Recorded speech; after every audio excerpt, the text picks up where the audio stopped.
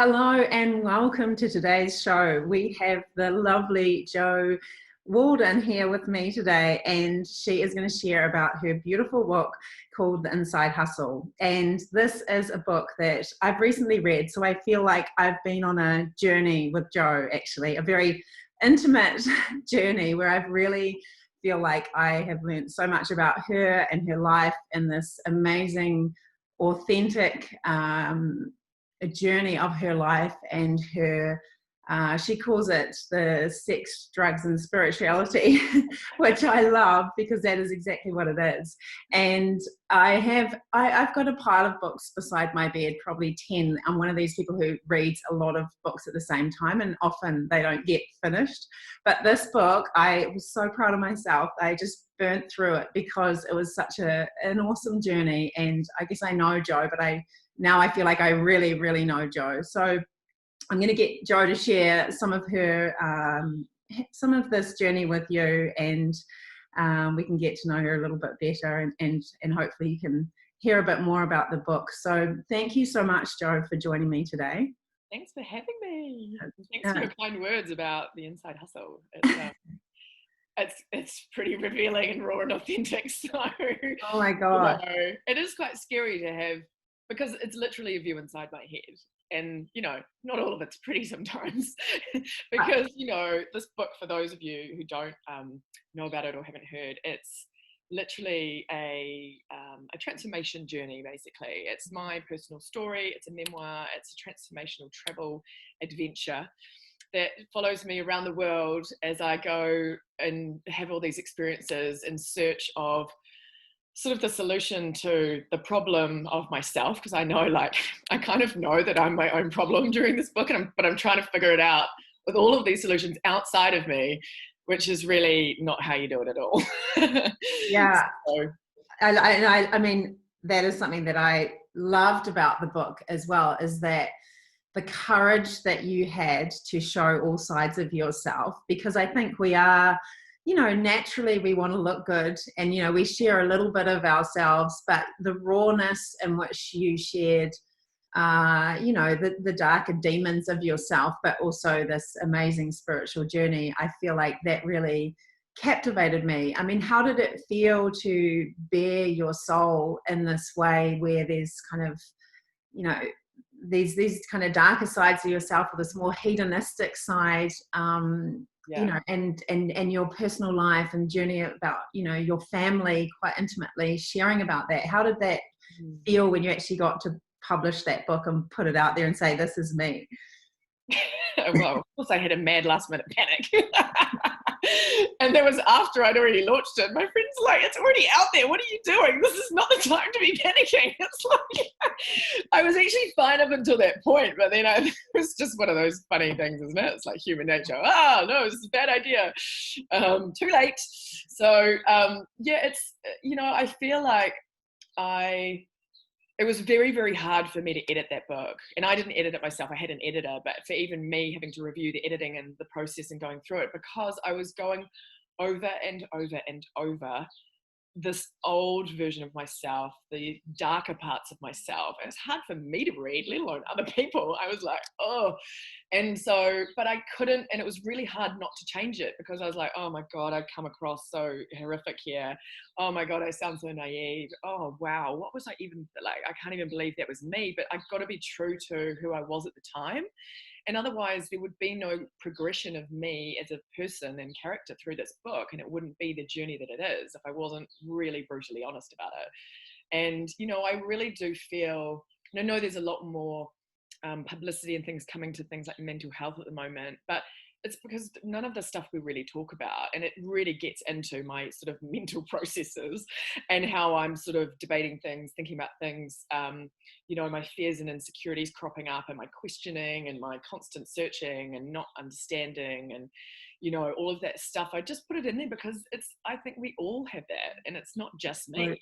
Absolutely. I mean, I found it so refreshing because I think you gave people permission to look at themselves and to look at their own times in their lives where they were, you know, going through these times, or even now that we have this inner thoughts and this inner dialogue, and we're doing these behaviors that we know are not great for us, but it's part of who we are. It's part of what makes us who we are. And I also love that that is part of the spiritual journey as well. You know, discovering ourselves, we have to go through these moments of darkness. And I think we kind of under the illusion that people who kind of are on a spiritual journey have it all sorted, and they have this amazing enlightened way of being where they've had this very kind of pure, clean life. And what I love about your spiritual journey is it's so honest and raw, and you know, your learnings have come from these darker times often. Yeah, I mean, definitely. I mean, you know, you've got to go to the depths of the dark to reach the peaks. And, you know, it all provides incredible contrast for us to understand ourselves on another deeper level, you know, and uncover more about ourselves and get some of the stuff that's in the way of really what is our true nature and our own mastery, I think, you know. And you know, I really I subscribe to the belief that we are actually all perfect, and we have this beautiful mastery within us, this divine intelligence that runs through all of things in nature and the world and the universe it's us too. And so it's all in there. And we have just, you know, through our upbringing and our education and our society and the country we grew up in and all of those things just layer in these bits and pieces that just seem to, you know, tarnish, like it's just a layer, and then it would need to bury, you know, it's buried under there, but we just forget and we disconnect from it, and we're not really taught that that's where it is and that's what it's all about, you know. So I think I really started to learn a different way of living and being in all of this, which isn't really what I was ever taught or what I understood. And that's really what I was, you know, I was searching. I was like, who am I? What is this person? I know I'm not this person that's doing these things, but who is this? Like, what does this really mean? What experience am I having here on this planet right now? For what reason? I was really asking those bigger questions of myself, because just the normal daily life just didn't feel like what it was supposed to be. I was like, this isn't it. Yes, I know. And that's so much about, you know, what I talk about and why we're here talking about purpose, which is such, you know, what is the deeper meaning? Why am I here? What is my reason for being? And I love the journey that you take us on, where you start out, you know, in this high flying corporate world in New York, and then you kind of begin your journey there and go on these amazing adventures and travels, but are also faced with the reality of the working world and kind of having to do a particular job to make life, you know, the expectation we have in society to do the work that is considered a good job. And then you kind of uncover your purpose in quite a different way. Can you share about, you know, I feel like your purpose is what so many of us do. We think it's something outside of ourselves, and we go on this massive search to find it and to find the answers. And so much of your journey is these amazing adventures and spiritual experiences. But I'd love you to share how you really discovered your purpose. Yeah, I mean, as you say, I was searching outside of myself. I was, you know, because I was in that constant energy of search and trying to find the answer. I was never embodying the energy to know what it was. And so it was this constant sort of loop that I was in, was nothing was it, you know, and everything I did, you know, I was like, that's not, you know, oh, I kind of was interested in that, but that's not landing. And like, so I'd do all these explorations and investigations and study and whatever else, and it just wasn't the deep fulfillment I was looking for when I, you know, left advertising and the high flying, you know, corporate career that was super successful, and I could have just kept going up the ladder, but I just knew that wasn't it for me. And I just thought, you know, it was only going to get harder to sort of leave that world, really. And so, you know, when I was searching around the world, it's funny, just to keep directing me back into myself. So I would, you know, constantly be in all of my investigations, I was directed back to myself. And you think I'd get it the first time, but it took quite a few times for me to really understand what my reality and everything was telling me and was feeding me. Because, you know, we are experiencing a reality that's a projection of our consciousness, basically. You know, we are this consciousness and light and form, and we are, you know, creating this experience. And, you know, anything that we are having an experience of is usually to wake us up to our own power, or wake us up to an alignment of where we are sort of, everything is happening for us, not to us, basically, in the sort of bigger scheme of things, to, I think, bring us back into our direct connection with our mastery and who we truly are. And so that's when I came to that realization. I was like, well, I want to do this for other people. And the book, part of that is giving people the potentially inspiring them, I guess, to think about that for themselves, to think about their own lives and how that looks for them, and is there anything else, and are they truly happy, or how are they sort of disempowering themselves, because we so unconsciously do it in so many ways. You know, it's very, very just a way of being that we didn't even realize that we're doing, but energetically it's quite disempowering to the self.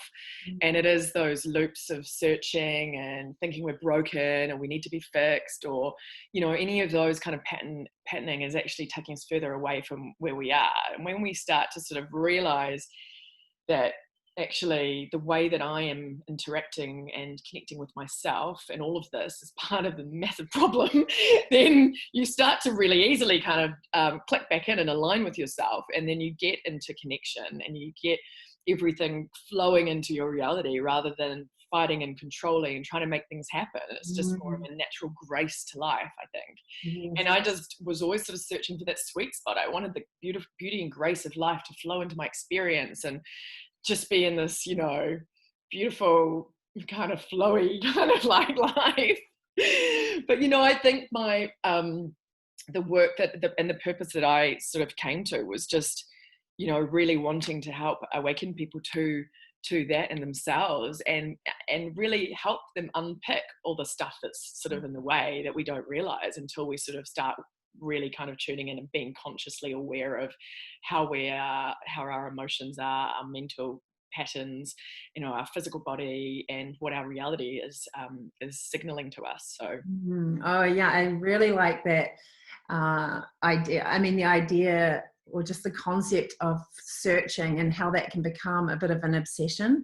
And we do it through, you know, learning more and courses, and constantly kind of filling that void with filling up, and feeling like we're you know, kind of reaching out for something. And I think the Buddhists call it grasping, when we're trying desperately to hold on to other, you know, things that are outside of ourselves. And when we actually allow, I think that's the word that's really, you know, the difference, is we surrender to what comes in naturally if we can just be with ourselves. And we don't, and it's almost like a trusting of ourselves as well, isn't it? It's trusting that we are the answer that we're looking for often.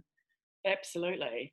And the trust is such a huge factor. You know, there was ways that I was breaking trust with myself and not listening to myself, and, you know, all of it was really breaking up my own relationship to myself, because I wasn't really listening to my inner guidance. I wasn't really acting on what I knew I really should be doing. I just kind of going along with what you know, my personality self might like in the moment, or what have you. And I think there's just those those ways that we can come back and create more of a relationship with ourselves is the key. And trust is just so huge, because if you're not in trust of yourself as this, you know, piece of divine source consciousness that is literally, you know, you're breaking trust with everything, really, if you're not trusting all that you are and that it's all in here. So, and that just really dismantles your frequency of self. You know, it was a huge thing for me. Once I started repairing that within myself, I really came into much stronger alignments, and things started flowing in, and I was having a lot more experiences that were sort of like supernatural or what have you, you know, and much more of the kind of spiritual realm, I guess. So, you know, I mean, for me, that's why the book is called The Inside Hustle, because this relationship with the self is just so key. And I don't think people want to blame it on the work with the bad boss, or the colleagues that are a problem, or the family member that's, they don't get on with, or the, the career that's not satisfying, or the whatever. But actually, all of it is coming from this, this energy field that is ourself. And it's all just reflecting back at us the parts of ourself that we need to sort of tweak and change in order to get into alignment, and also to drop into our mastery and who we really are, and bringing that more into the world. But it's always like the problem somewhere else, but it's really not. It's always in here. Yeah. There's not one time when it's not, but you just can't see it like that until you sort of shift your perception to be able to really understand that on a deeper level. And so, I sort of say that the relationship with the self governs all other relationships, because it does. And, my clients laugh because I'm like, look, we're going to sort out your relationship with yourself, and then all these people are going to change around you, and you're going to be like, oh my God, my mother's like a different person. But and it happens, and they laugh at me. Like, you told me this would happen and I didn't believe you. And I was like, yes. Yes, totally. Always, starting with the self, starting with the state. I completely agree. So, I take this as what I call radical responsibility for self, where we really own all of these feelings and emotions, and we work on that as the starting point. Maybe you'll have to change some of your circumstance as a result, but we start with ourselves. So how do we start to rebuild that relationship with self? Do you have some tips for people who are going, well, I don't know really how to even kind of reconnect to myself, or work on that connection to self, or even see what the universe is showing me, because I'm so kind of busy in my own head of looking outside. So how do I reconnect back with self? So some simple things to do is really, as you just mentioned, so in the head, it's really getting out of the head and bringing it down here, because this is where our sort of heart technology is, which is actually quite an amazing way we're supposed to be really led by this area, not this area. This is supposed to be, and it does actually take signals from this heart area. So when we actually consciously connect more into our heart, we get out of that busy mind. And, even literally just the act of placing your hand on your heart and taking a few deep breaths actually starts to connect you, and you feel the energy move down. Like, it's not that difficult. And it's great if you can do 5 minutes of that kind of breathing and feeling sort of love and compassion for yourself and others, and those sort of, more expanded frequencies, and just getting into that vibrational state of, beauty and grace and love and compassion. And then that literally resets you, and it brings you down, and you can feel a significant shift. I'm a real head person, so I know that this works. And so when I discovered, oh my God, I can do like a 4 or 5 minute meditation, and I can feel anchored it down here. I was like, wow, that works. So, that's a way that I love to, that's part of it, because when we're operating out of here, our mind, beautiful mind, is great for a purpose, but it does sort of like to, run the hamster wheel on certain things, and it's just not really helpful. So the other things that I do to connect to myself is I start to just be really conscious of giving myself some time. So, you need to be able to give yourself a little bit of time to connect in with yourself, and when you are going on a walk, are you actually really connecting with yourself in nature, or are you listening to a podcast, or are you on the phone to someone, or, those kind of things?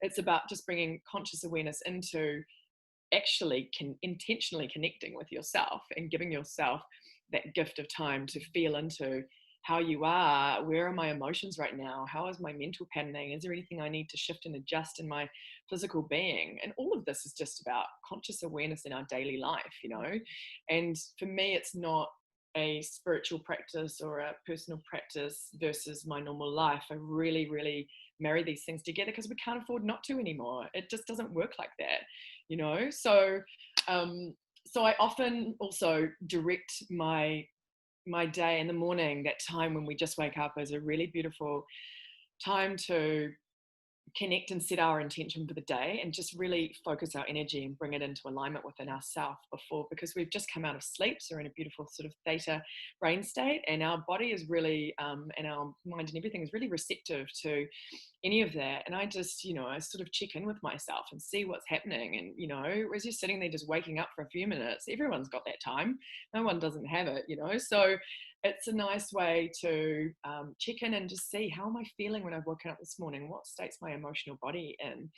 Do I need to sit here and, be with myself for a minute and work out where this emotion, why am I waking up with a little bit of anxiety? Where's that coming from? Is it sitting in my body somewhere? And just being, consciously interacting with your own self to recalibrate in every moment, I think is what it's all about, And I will just do things like I'll just journal it out if I'm having an issue, or, all of those little things that we can do. And it doesn't have to take all day, it doesn't have to be hours, but if you just pop them into your daily routine, then you're constantly just bringing yourself back to you. And it just takes a little bit of conscious awareness to do it, really. So yeah, that's fun.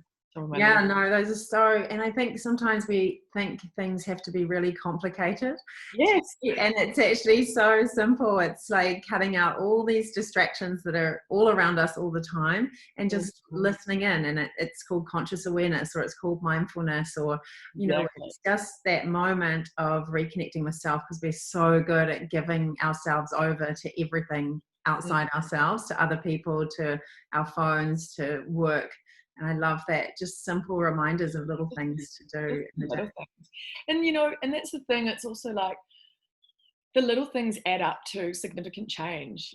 People want the silver bullet for change. They don't like the way they are, but they don't know how to change, but they want, and then they come to, they try and look for someone who's going to find the silver bullet that's just going to give them change. But it's all the little tiny little tweaks that we do that add up to a beautiful, significant change for someone, So I think that's really, something to note and understand, that all of those tiny little things, they add up to significant change, and that's important, and it's also feels transformative, and then you get the results, but it can be overcomplicated. Yeah, and it's almost like these atomic habits, which are just tiny little things that accumulate over time. Beautiful. So throughout the book, you talk, about various challenges in your life, from childhood right through to, your father in later years, losing your father. How do you believe these challenges have kind of shaped you to be who you are? I kind of am a believer that a lot of these hard times, and even the darker times, are what kind of creates, there's always some gold in the grit, I say. So how has some of those events shaped you to be who you are? Yeah, I mean, I think you just you're not going to have any evolution, if you think about it, if you are in one constant state. So if we're in this happy, contented state all the time, it's like there's nowhere really to go and expand and explore from that, really. So I truly believe that, like the contrast that we experience in our life and those challenges, ups and downs, whatever you'd like to call them, they really all do serve a purpose, and I just connected in with, like, especially more recently, like with my dad getting sick and passing, I felt the heart expansion in all of that experience. I felt physically my heart and my heart area like cracking open, and I felt the pain in there, and I felt it all on a different level of going through an experience than I usually would, because I was so much more connected to myself. Whereas I was numbing myself out before with drugs and alcohol and partying and, just anything else, or working all the time and, being a maniac at work. It's just, when we have these things, it is really just directing us into more of ourselves, into understanding more of ourselves. And I find that all of them is actually empowering. And as I said before, it's, life is happening for you, not to you. So it's always purposeful. And when you can understand that it's always purposeful and it's not working against you, and why am I being challenged and why is this happening to me, coming from that sort of more victim mentality. But when you understand, okay, this is actually a beautiful gift for waking me up to another viewpoint of opening my heart on a deeper level, or of getting me out of this fear consciousness about, oh, what's going to happen, or whatever it is, or it might be something that's completely flipping you out of your comfort zone because you need like a bit of growth happening, a bit of movement, moving us out of stagnant energy. There's just so many ways to look at it and when we look at it through this more neutral or higher perspective, that's looking at with our mastery, and it's basically providing us an expanded frequency to operate from in that experience rather than a contracted one. And I think that's so key in how we navigate these challenges, because it's all just experience, and I really don't think there is any good or bad or right or wrong. We want to judge in our human mind, basically, that kind of outlook on things, but it's not really like that. It just is. And we, have an emotional judgment on it, which then spins us into an emotional state about it. But it actually, if we can step back and look at something and think, okay, how can I reframe this from my perspective to actually just create the feeling of expansion, not contraction, and then allowing my emotional body to have the freedom to not just get taken down into the lower frequencies or the more constricted ones. So I think it's really about that. And I always had the understanding that life was happening for me, not to me. And I was more sort of trying to figure out, okay, I'm still not quite cracking it in my reality, because I was like, I'm obviously still doing something wrong. But then I was going into self-criticism and judgment because I had the awareness, but I wasn't getting it right. And so then it was this whole other, and the self-judgment, just as much as the mistrust and the self-criticism, also really damages the relationship to yourself. Like, I was saying things and treating myself like I wouldn't treat my worst enemy. Yeah, absolutely. Yeah, there is a part in the book where you actually, towards the end, where you say life is our guru, which I love that, because that's exactly what you're talking about now, where all of our experiences, the good and the bad, are there reflecting to us something that we need to learn or see. And it's happening for us. And when you, as you say, when you start to take that view on the world, you do start to drop some of the self-criticism and the self-judgment about, oh, I should be happy all the time, or I should be feeling this way all the time. And you actually realize all of these different feelings are important, and they're there to show us something. So I love that. And kind of this takes me back to this time in London where you were going through this kind of self-loathing phase. It was almost like a cycle of like real hedonism, like these bottles of wine that I was just like, oh my gosh, Joe, stop. And then they'd be like, and I had 2 more bottles of wine. And then it was amazing. And then I called into work, and just then it turns into these benders. I mean, it was really, interesting reading that. And I think a lot of people can relate. But there was a turning point where you decided to move to self-love, kind of later in the book. What brought about that kind of awareness or decision, that shift, or was it just the entire journey to get to that place? Yeah, that's a good question, because I'm not sure if there was ever definitely after that, those a couple of occasions in London, I was sort of like, I can't do this anymore. A, this is mortally embarrassing. And B, I can laugh at it now, but I'm like, who would do the kinds of things? It's just ridiculous, the situations I would get myself into. But, I do think I just kind of, in a way, got really sick of myself in that form. And I didn't want to be that person anymore. And I just had always been on the hunt for the bigger meaning in it, or the bigger purpose. And I just thought, you know what, I just need to make some serious changes to rein it in, and to basically become something else, Yes. And I just, as I sort of stepped more into focusing on that more, I think I naturally realized how I was damaging myself, and it all started sort of coming together a little bit more, and more in South America. Yes, I was going to say, you wrote about how your time in Brazil was the time you opened your heart. Yeah. So do you want to share a little bit about how that process started or worked? The whole of all of those South American countries are very heart connected. If you think about the people, they're very passionate. It's music and dance and expression, and so I think just that area of the world is so much more heart connected anyway. They really just live from that heart space more than we do, probably down here in New Zealand or in the UK or whatever, and in the US. And so, Brazil, I also ended up in sort of like a spiritual retreat type place there. And so I spent a lot of time with myself.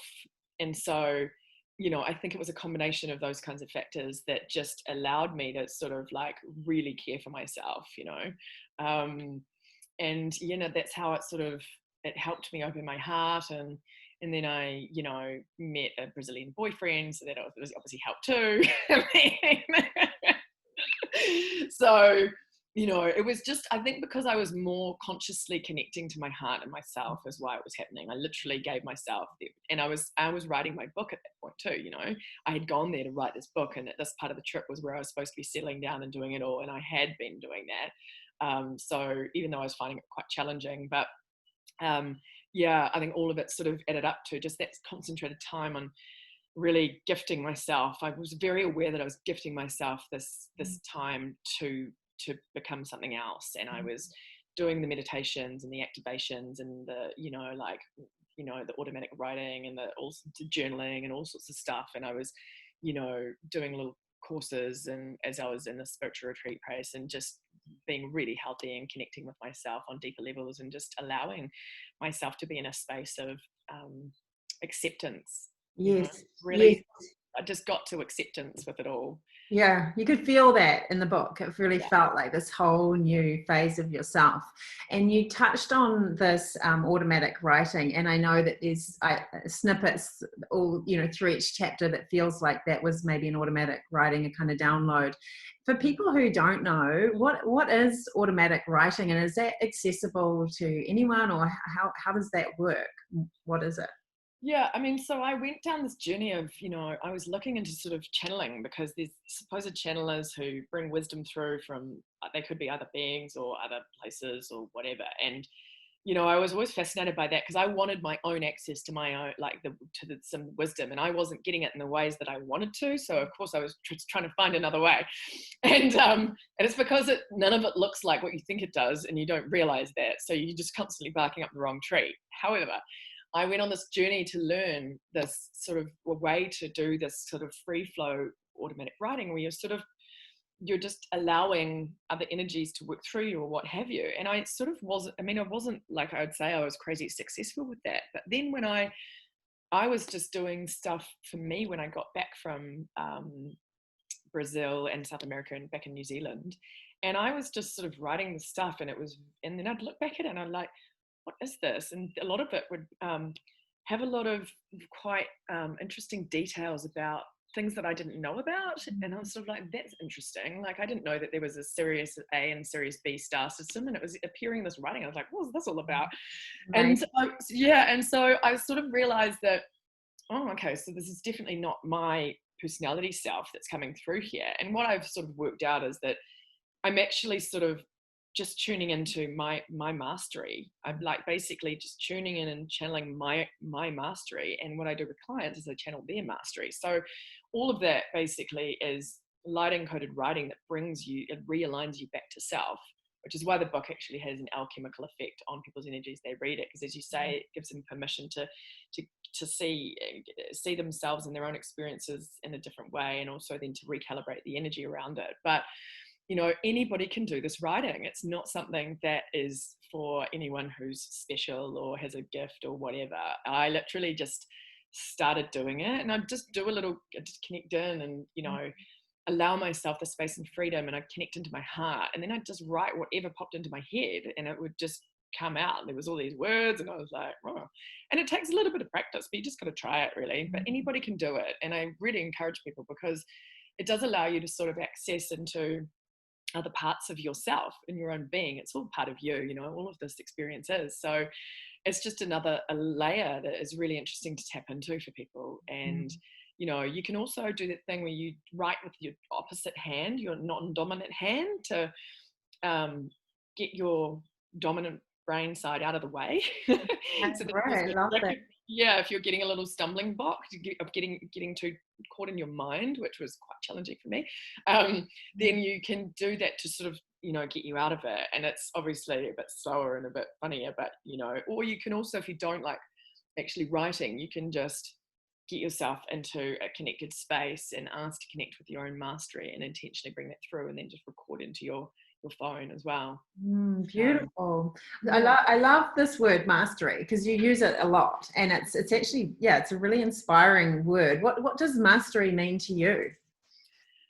So mastery, I sort of feel like I've been definitely going through a phase throughout the book and then since the book, of connecting and with this true divine essence of my nature that is really just pure divine consciousness. It's like, it's not really about this physical world necessarily of what color I want to wear today or what earrings are going to match or what I'm going to eat for lunch. It's much more about the real true self. And the real true self is, connecting us with our light, our personal, individual divine blueprint. I think that, I feel like we are all here on the planet for a very specific reason. It's because when none of us is like the other, when none of us are the same at all, and we're very, very individual, and we've all got a specific divine blueprint that we're here working with for a reason, and it's just really about bringing that energy into the world and onto this planet. It's as simple as that. It doesn't need to be more complicated, but we just get distracted by the phones and the lives and the career and the lifestyle, and really I just keep coming back, and it's about the divine expression of you, this mastery that you're aligning with. And I feel it very strongly with me. It's always been there, and I've just been trying to get myself out of the way, basically, the whole time. And the more we can get ourselves out of the way, the more we align with this truer part of ourselves. And I think that most people I talk to, everybody knows it's in there. They know that it's not really some of the stuff that's going on in their head or they're interacting with. They've got a sense of that, because it's like, if you're really asking, who am I? What is in here that's interacting with you? You really, what is it in the deepest form of that? What does that mean? What does it look like and feel like? Because it doesn't feel like how we operate in the world sometimes.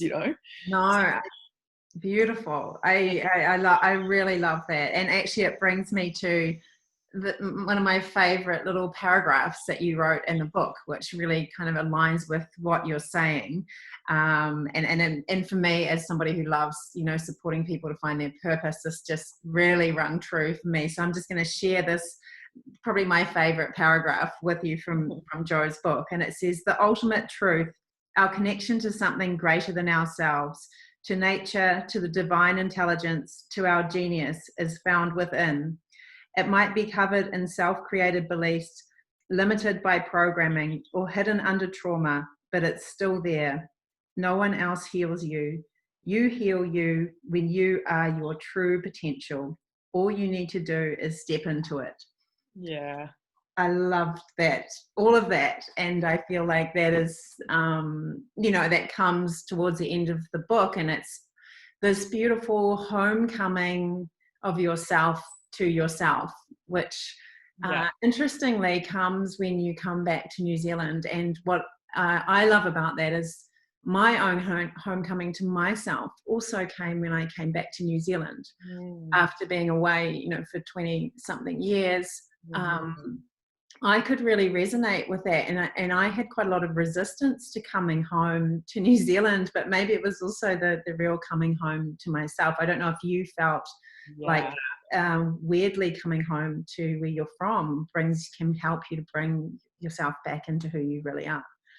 I think, there's definitely something in that. And I also, it wasn't my plan to be back here, it wasn't the plan at all. My dad suddenly got sick and I was like, ended up here. And so I just went with it. So I wasn't resistant to it on that level. And I was looking at it more as another way to just explore, different parts of myself. I thought, okay, well, while I'm here and I've got to be here for my family, I'm going to, reconnect with the land, and I'm going to just reconnect with myself, and I'm going to explore with the current version of me, what in new eyes. I'm going to look at New Zealand through new eyes, and I'm going to explore it on a different level, you know. So I was off on all these adventures to sacred sites around the country and tuning into the energies and seeing what was, you know, kind of floating my boat or not, and it was really fun, actually, because it was like I was discovering a new place, a new country almost, you know. No, it felt like that, and yeah, I was like, oh, I want to go to all those places. I didn't even know we're here. Yeah, no, it's beautiful. I really love that about, you know, stepping into the potential of who you've always been, Yeah. coming home to that. It's so funny because it's all in there already, but the way that we think and believe about ourselves and the way that we operate you know, in our life, it all takes us further away from that. And there's just all these really tiny little tweaks that you can make that just allow you to embody more of your true self and get into alignment within, and that just makes such a difference, you know. When you start doing that, then everything starts opening up, you know, in this state of incredible receptivity and flow, and it's just everything sort of comes together. And it doesn't mean that there's not ups and downs, because there is. I still experience them myself, you know, even though I've sort of been on this journey and come out the other side, I'm still going on the journey, you know, like it's going to be a book 2 coming probably, you know, sometime soon. Exactly. No, there's never an end point of discovering who you are, or No. you know, more lessons to learn. I love that. So on your journey of life, what has been a quote or a book or something that's really inspired you and kind of guided you in your life, that A quote or a book? well Or, I always like that quote, where your attention goes, your energy flows, you know. And I don't know who said it, but I always sort of pull it out because it's just so pertinent. It's like, where are you focusing your energy? Where are you focusing yourself? Where this is focusing is where you're putting all your energy. So you've got to be mindful about where we do that. And also, if it's also too many things, like that's really not focusing your energy and directing it adequately to be able to give you results or things to come to fruition. If it's scattered energy, it's just not really, you know, it's not going to do the best it can for you. So so I always like that quote. And then, you know, I just always think, you know, the main thing for people is just to get out of your own way. You know? And I don't know who originally said that either, and I'm pretty sure I said it in the book quite a few times, but it's like, you know, it's really funny. I don't think many of us really realize how much we're in our own way until we start to come into a bit of awareness and mindfulness about it. And, you know, yeah, it's very, very much a turning point when you start to get that, and then you start to make the changes, and then, you know, things unfold from there. Yes. Yeah, I think, that is one of life's biggest challenges, to get out of our own way. Yeah. Yeah. So what do you believe your purpose is, Jo? Your purpose in life right now in this moment? In this moment, you know, my intention with the book was to help inspire people, and for people who were in a similar position that I was in, you know, when I was, you know, and having these battles and stuff, it was to really help other people not feel alone in that, and to know that you kind of do come out the other side, and also to help them reframe those experiences a little bit, and also alchemically recalibrate their energy as they read the book. So that's definitely a part of it. But, you know, the bigger thing is that I really am guiding people back to themselves and the true self and their mastery, really, in all the work I do. And I just help people unpack all the entanglements they've got themselves into, or the mindset, or the subconscious beliefs that are running, or all of that, to get all of it out of the way so that we can connect with ourselves on a deeper level and start to really open up to more of who we truly are and bring that energy into the world. So, you know, it's sort of my vision at the moment to be a new consciousness thought leader on the planet. Like, I really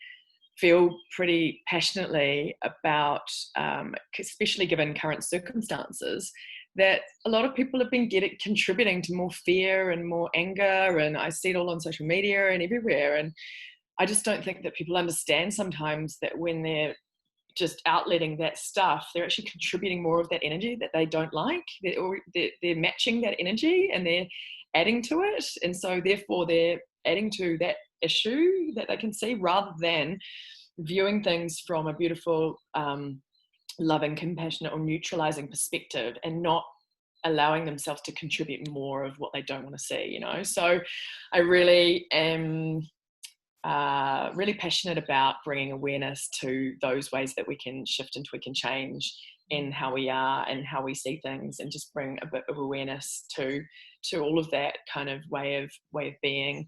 And you know, it's about just being more conscious. So yeah, just, you know, aligning with the more expansive energies that are going to help everybody and the world, you know, not just on an individual basis. Yeah. Beautiful. Yeah, the world needs more people like you charging the force. I love that. I love that. Thank you. Yeah. Yeah, I really resonate. I think in my last podcast I was talking about Esther Hicks or Abraham Hicks saying, choose a higher feeling thought, which is, you know, like, where are you putting your energy? Because whatever, you know, as you said, that's where your energy goes, and that's where your attention goes, where energy goes, whichever way it goes. But yeah, so like, where are you choosing to have your thoughts? Where are you choosing to have your words? Because it all does create our words. Thoughts are things. Thoughts are energy. So when you're directing thoughts, like to, you know, maybe people in politics who you really don't like, you're just projecting, and you're projecting anger and nastiness and whatever. Like, I mean, it makes such obvious sense, but people don't look at it like that. And so it's really important to bring awareness to it and to change our way of being. And just because there's things playing out in the reality and the bigger sense of the world, all of it is happening for us, because it's asking us to come into awareness of, oh, I'm actually contributing more fear to that, I'm contributing more anger to that in my energy field. And you know, everything is playing out for our purpose, whether it's in another country or whatever you're dialing into, you know, you're energetically interacting with, you know, and you're also contributing whatever you're bringing to it. So it's just about, you know, being mindful with that kind of thing. Yeah, very living intentionally with all of it, your beliefs, your thoughts, your words. Yeah, I love that. Yeah. So how can we support you, Jo, and what you do and the work that you do in the world? Well, I have my book for sale on Amazon and on Barnes and Noble and Kobo, all sorts of places actually. But you can, globally, it's available as a paper book and ebook on Amazon if you want to check out the book, or in New Zealand from my website, which is joannawalden.com. Yes, I'll add those to the show notes too. Yeah, and then when I work with people, I do a 12-week sort of mentorship training, which is a complete reboot on the self. So that's kind of fun, and that's, yeah, getting some pretty amazing results with clients. And you know, I just sort of support people in guiding them back to themselves and their mastery, as I was describing. And you know, I'm just in the phase now of updating my website with my other courses and programs that you could just buy. And there's a Connecting to Your True Divine Self, a 3-part series, and a 6-part Heart Technology series as well. But I'm also going to be announcing a retreat soon on the Barrier, and I'm going to be doing some sacred travel tours next year in New Zealand. Oh, I love that. So I can take you to those places that you wanted to go in the book. Exactly. I was obviously leading to that.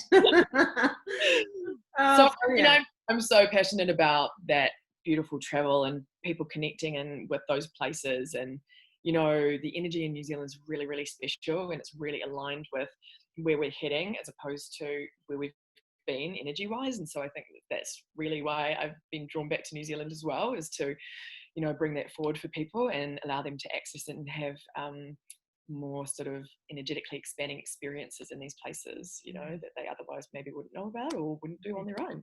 Yeah, I love that. And you're combining so much of your past journey into what you're doing now, which is so much about our purpose, our, you know, the path of discovering who you truly are, part of reconnecting with the heart, travel, exploring. It all comes together into what the gifts that you're giving to the world. So how beautiful it all comes together. So thank you, Jo, and thank you for writing this beautiful book and sharing it with the world. I will, as I said, share that with my listeners and readers. And yeah, is there anything else you want to add before we close off? Oh, no, I mean, thank you so much for having me. And I'm so pleased, and it was so, you know, close to my heart that you connected with the book so deeply. And I was so grateful for you having me on the show. And yeah, I'm just so thankful for the support and getting this out to more people, because I think it's got an important purpose for those who are ready for it. So It does. Brave, courageous, beautiful. So thank you, Jo. And I hope Yeah, I hope we'll get you back for book 2 and whenever that comes out. Yeah, amazing. All right, we'll see you soon. Thanks.